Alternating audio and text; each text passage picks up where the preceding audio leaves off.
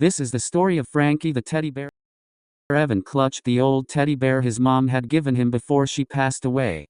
Its once soft fur was now matted, and its buttoned eyes were dull, but it was his most treasured possession. "He'll keep you safe, Evan," his mom had whispered with her final breath. Since her death, strange things had been happening.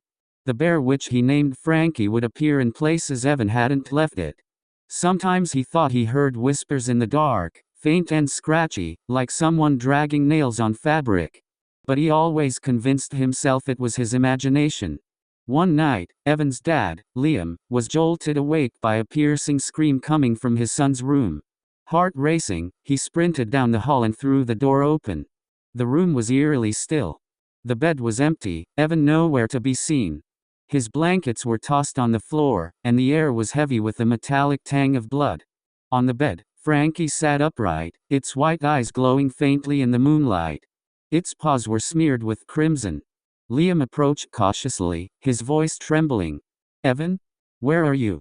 The bear's head twisted slowly, an unnatural creak filling the room. Its mouth, stitched shut for years, began to part. "He's with Mommy now," it hissed, its voice like 1,000 tiny needles scraping glass.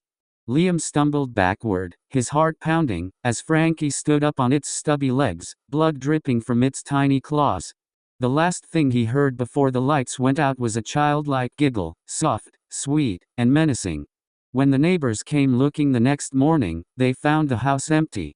On Evan's bed sat the teddy bear, its white eyes now dull again, its fur a deep, dark red. And from that day forward, the house stood abandoned, Frankie waiting patiently for its next visitor.